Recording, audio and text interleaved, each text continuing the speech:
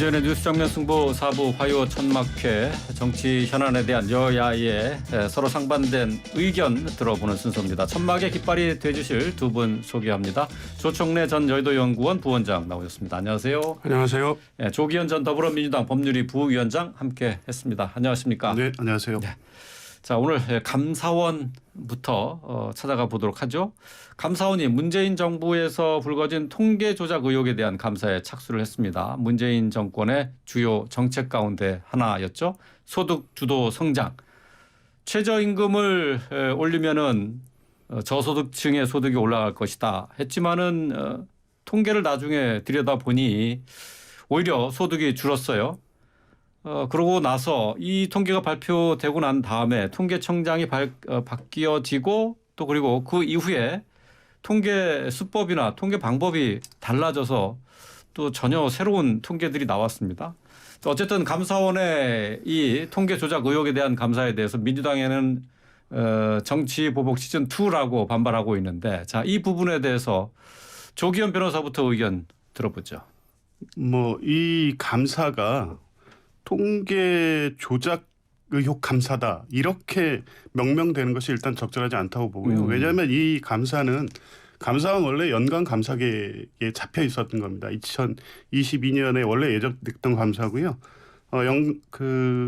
주요 국가 통계 작성 및 활용 실태 감사라고 해서 예정돼 있던 감사입니다. 원래 정해져 있는 감사 그렇습니다. 일정이었다. 그러니까 9월부터 감사가 시작돼서 원래 16일 날 그 기한으로 해서 실시 중인 감사였는데 갑자기 최근에 들어서 감사원발 또 대통령실 고위 관계자 발로 해서 통계 조작이 있었다는 내용이 흘러나오기 시작하면서 급격하게 최근에 이 통계 조작을 거의 기정사실화한 내용으로 지금 언론이 보도되고 있는데요. 네.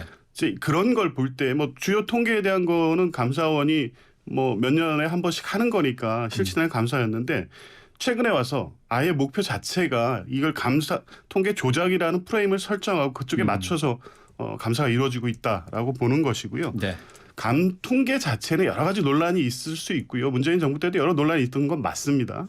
부동산 값에 대해서 김명미 장관이 인용했던 통계가 적절했느냐에 대해서 문제도 제기할 수 있고 비판받을 수 있다고 봅니다. 그게 실제 현 시세가 제대로 반영되지 않는 그 내용을 장관이 언급하니까 그것에 대해서 비판을 당시에도 많이 받았죠. 네. 그런데 통계는 어떻게 인용을 하거나 활용하거나 그것이 어떤 근거로 잡혔는지에 대해서 비판을 할 수 있지만 지금 통계 자체가 조작됐다고 할 만한 근거는 없습니다. 그런데 감사원에서 아직 감사 중인 사안을 구체적으로 어떤 내용인지에 대해서도 밝히지 않은 채 통계 조작이 있었던 것처럼 하는 내용에 계속 언론 보도가 흘러나가게 하는 것 자체가 정치적 목적이 있는 감사였다. 그리고 그렇게 진행되고 있다라는 의혹을 가질 수밖에 없는 거죠. 통계 조작 의혹이다라고 말하는 것 자체가 정치적인 프레임이고 이게 이제 결국 정치 보복으로 이어지고 있는 것 아니냐 하는 주장인데요. 어떻습니까? 조 원장님. 아니 프레임이라고 말씀하시는 데 대해서 저는 동의할 수 없고요. 네. 이게 사실은 이미 잘 기억해 보시면 이미 그 시절에 다 논란이 되고 언론에도 의혹이 제기됐던 문제들입니다. 네. 제가 하나하나 짚어보겠습니다. 2018년도 5월에 가계 동향 조사 발표를 통계청이 했을 때 그때 1분기 소득 객체가 역대 최대로 벌어졌다. 양극화 현상이 심화됐다고 하고 소득 하위 20%의 소득이 37% 떨어졌다라고 나왔고요. 그거에 대해서 당시 청와대에서 바로 적절성 문제를 들고 문제 제기를 했다는 그런 부분들이 언론에 나왔습니다. 그리고 같은 해 같은 달 문재인 대통령께서 당시 대통령께서 최저임금 인상의 긍정적 효과가 90% 이상이다 하고 이례적인 반박을 하면서 소득주도 성장을 방어해 나섰던 게 있고요. 그다음에 2019년도에 2019년도 통계에서 비정규직이 87만 명 늘어났다 이런 통계가 나왔습니다. 그래서 당시에 공공기관 비정규직 제로를 외치던 문재인 대통령의 방침하고 정면 충돌되는 통계가 나오니까 당시 강신욱 당시 통계청장이 뭐라고 그랬냐면 조사 방식을 바꾸겠다고 그랬습니다. 그리고 2020년도에 지금 얘기했던 김현미 당시 국토부 장관이 문재인 정권 3년 동안에 부동산 가격이 14.2%가 올랐다고 했어요. 그때 국민들이 다 웃었습니다. 부동산 때문에 엄청나게 고통을 받고 있을 텐데 그러면서 당시에 표본을 의도적으로 치우치게 하거나 조사원들이 임의의 숫자를 넣은 거 아니냐 하는 의혹들이 당시에도 제기가 됐고요. 네. 제가 드리고 싶은 말씀은 결론적으로 수십 년 동안 동일한 기준, 동일한 원칙에서 진행되던 통계청의 통계조사가 왜 하필이면 문재인 대통령 때 문재인 대통령의 핵심적인 정책 목표와 관련해서 기준이 변경되고 논란이 됐느냐. 네, 예. 이걸 말씀드리고 싶고요. 네. 문재인 전 정권의 3년 차가 지나면서 소득주도 성장이라는 말 자체가 실종이 됐습니다. 그죠? 그다음에 대통령께서 직접 부동산 정책의 실패를 자인하셨고, 그다음에 고용 문제도 일자리 뭐 통계다 이렇게 하다가 비정규직이 하도 늘어나니까 그거에 대한 언급이나 자료 제출도 실종됐습니다. 이게 저는 그 초기 정권 초기 1, 2, 3년하고 이후에 2년하고 사이에서 벌어진 통계의 기준 변화 조작과 관련된 논란의 반증이다 이렇게 봅니다. 네. 그 문재인 정부의 초대 통계청장이 황수경 청장이었어요. 임기를 다 마치지 못하고 중간에 경질이 됐는데 그 이후에 임명이 된 강신욱 후임 청장 같은 경우 좋은 통계를 만드는 곳으로 보답하겠다 이렇게 말해서 논란이 됐단 말이죠. 이런 지점이 결국은 통계를 정부 정책에 유리하게 조작했다라는 그런 얘기가 나오는 근거가 되지 않을까요? 어떻습니까? 좋은 통계가 좋은 조작된 통계가 통계를 어떤 하겠다.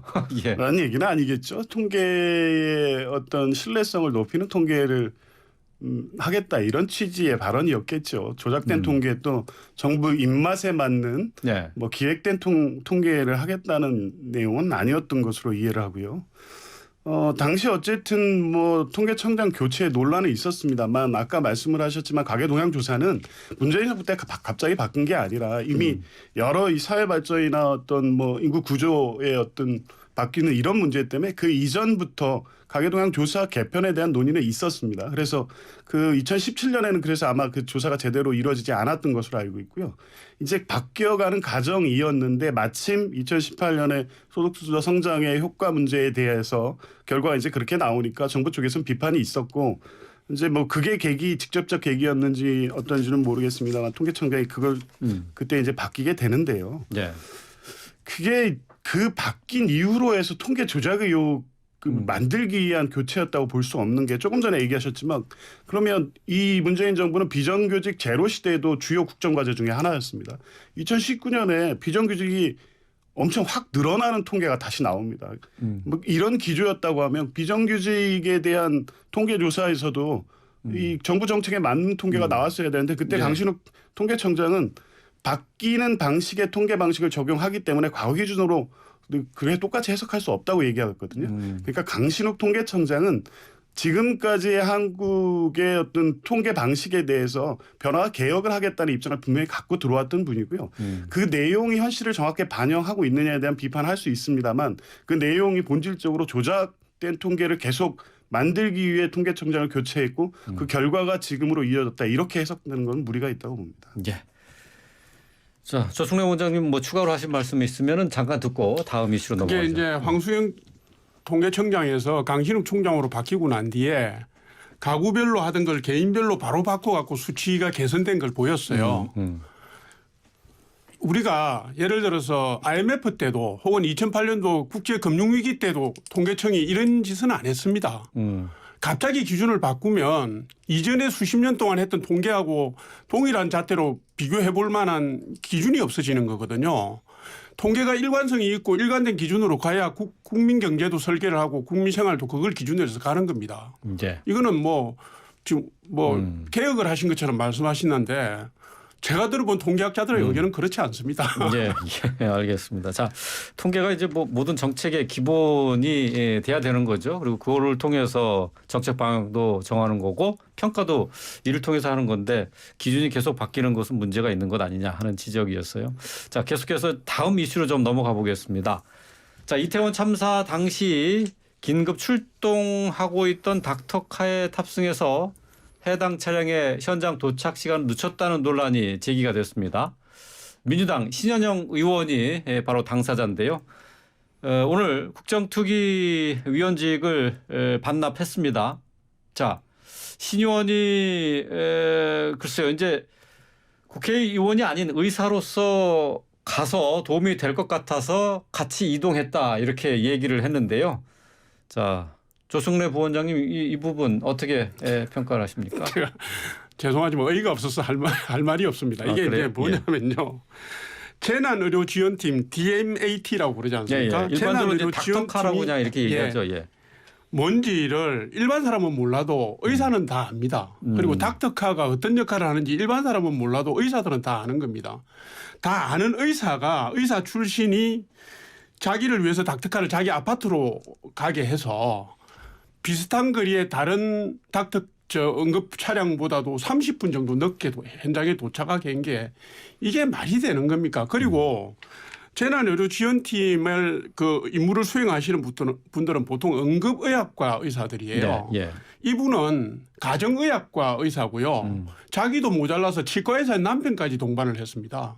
그리고 현장에 도착해서 15분 동안 뭘 했는지 모르겠는데 거기서 현장에 있는 사진을 찍어서 나중에 SNS에 올린 거 아닙니까? 예. 그 15분 뒤에 보건복지부 장관의 차를 타고 국립중앙의료원에 가서 다시 거기서 현장 지휘를 했다고 그러는데 이게 무슨 현장 지휘겠습니까? 근데 제가 볼 때는 응급의료 행위를 사실상 방해하고요. 과잉의진을 받았다 이렇게 볼 수밖에 없고 예. 만약에 국민 입장에서 제가 볼 때는 자기 가족이 그런 일을 당해도 그런 식으로 대응하겠는가. 만약에 그렇게 급하고 봉사할 마음이면 자기 차로 가든지 예. 남편 차로 가든지 가면 되지. 닥터카를 자기 집 앞으로 부르는 사람이 어디 있습니까? 예. 이거는 뭐 관련 의사들이 다 어처구니가 없어 하는 내용이거든요. 이게 이제 뭐 직권남용, 공무집행 방해, 뭐 응급의료법 예. 위반 다 걸리는 것 같은데 행사처벌이 가능할 뿐만 아니라 제가 볼 때는 이 정도 같으면 국회의원의 자격이 없다고 제가 지적하고 싶습니다. 예. 신현영 의원이 응급의료 행위를 방해했다. 형사처벌도 가능하다 이렇게 얘기를 하고 있는데 어떻습니까? 글쎄 뭐 선의 여부를 떠나서 또 이유열을 막론하고 뭐 변명의 여지가 없다고 봅니다. 이 부분에 대해서는 적어도 1분이라도 늦게 도착하는데 책임이 있었다면 그것에 대해서 구구절절 변명할 사안은 아니고 깨끗이 사과하고 네. 또 관련해서 뭐 특위원직 사퇴도 본인이 뭐 하셨으니까 이제 그렇게 하시면 되는데요. 네. 뭐 거기에서 의원직 사퇴까지 나간다거나 이 부분을 마치 지금 그 12구 참사에 관련돼서 굉장히 중요한 어떤 문제로 자꾸 부각시키려고 하시는데 국민의힘은 참사 영업상 자식 팔아 장사 뭐 이런 막말이나 패륜적 언어가 계속 나오고 있는 당에서 이 부분에 대한 부적절을 비판하는 정도로 적정히 끝내셨으면 좋겠습니다. 네. 지금 일단 뭐 말씀하셨지만은 신현영 의원에 대해서는 시민단체에서 고발이 들어갔어요. 직권남용 또 그리고 공무집행 방해 뭐 이런 혐의로 고발을 했는데 형사처벌 가능성은 어떻게 보세요? 글쎄요, 그게 뭐 이제 구체적으로 아직 그 본인의 마포 자택으로 우회하게 된 과정이라든가 네. 본인이 여기 현장 응급을 하겠다는 어떤 의도나 의지 이게 직권남용의 고의라든가 이것과 어떻게 연결될지 이런 부분은 법리적으로 좀 따져봐야 되는데요. 네. 형사처벌 가능성까지는 있다고 보지는 않습니다. 네. 어쨌든 뭐 현장의 재난 상황에 대해서 도움이 되고자 했었던 뭐 뜻은 뭐 충분히 또 이해할 부분이 있지 않을까 싶기도 한데 말이죠.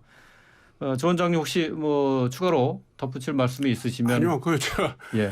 지금 말씀하신 것처럼 뭐 국민의힘에서 부적절한 뭐 언급이 나오고 하는 부분들은 제가 볼 때도 이게 뭐 윤리위에 제소를 한다든지 뭐 응분의 그걸 물어야 된다고 생각을 해요. 그런데 이제 이게 이제 의사 같으면 더 잘 아실 분이 왜 이런 일을 벌이나 혹시 이걸 기회로 해서 공보의 소재로 삼으려고 SNS에 올린 거 아닌가 하는 그런 의혹을 지우기가 힘듭니다. 사실은 좀 대단히 부적절했고요. 일반 잘 모르는 분이 그랬다면 몰라서 그랬나 보다 이렇게 할 텐데 이분은 전문가시잖아요. 뭐 조기현 변호사께서도 뭐 이 부분에 대해서는 동의를 하시는 부분이 있으니까 뭐 이 부분은 이 정도로 하고 다음 이슈로 좀 넘어가 볼까요? 예. 예. 자, 다음 주 27일 국무회의가 예정돼 있습니다. 윤 대통령이 주재할 것으로 보이는데 이 국무회의에서 연말 특사가 논의되지 않겠느냐 하는 보도가 나왔습니다. 자, 일단은 뭐 이명박 전 대통령의 사면은 뭐 기정사실화되고 있는 분위기인데 자, 민주당에서는 이재명 대표가 이전 대통령 사면이 거론되는 것에 대해서 불공정하고 몰상식한 결정이 될 것이다 이렇게 얘기를 했습니다. 조 변호사님, 자, 이 부분 어떻게 생각하시는지요? 뭐 원칙적으로 정치인에 대한 특별 사면은 굉장히 신중하고 제한적으로 행사돼야 된다고 보는데요. 또 이제 특별히 어떤 국가적인 국민 통합의 필요성과 효과가 분명하다고 할 때 해야지, 이게 반복적으로 정권이 바뀔 때마다 그 전 정권의 어떤 관계돼 있던 분들 또 대통령이라는 이유만으로 이렇게 특별 사면이 이루어지는 것은 적절하지 않다고 보고요. 네. 다만 이제 지금 이제 국민 통합을 명분으로 내세우는데 지금 흘러나오는 얘기들을 보면 MB 그 이명박 전 대통령의 사면 복권을 염두에 두고 나머지를 좀 그 끼워 맞추기 들러리가 되는 사면으로 비춰져서 국민 통합의 명분이 상당히 좀 희석되고 있다라는 좀 분이 걱정이 되고요. 네.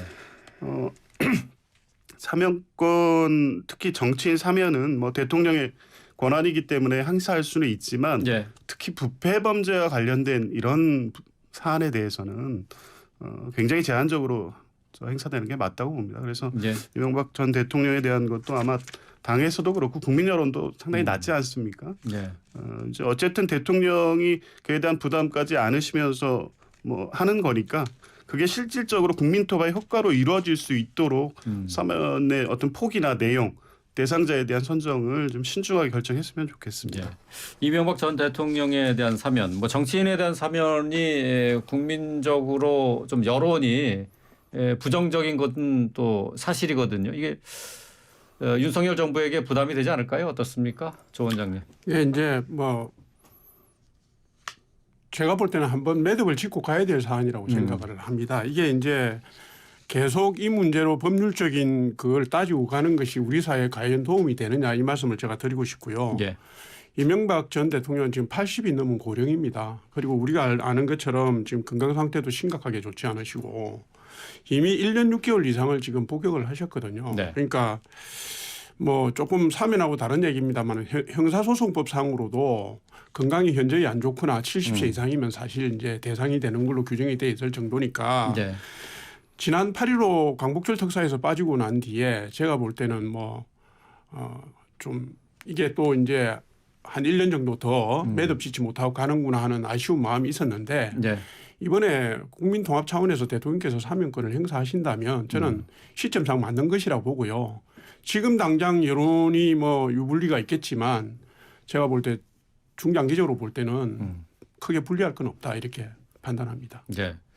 지금 뭐 이명박 전 대통령의 사면과 함께 관심을 끌고 있는 게 이제 김경수 전 경남지사의 사면 여부입니다.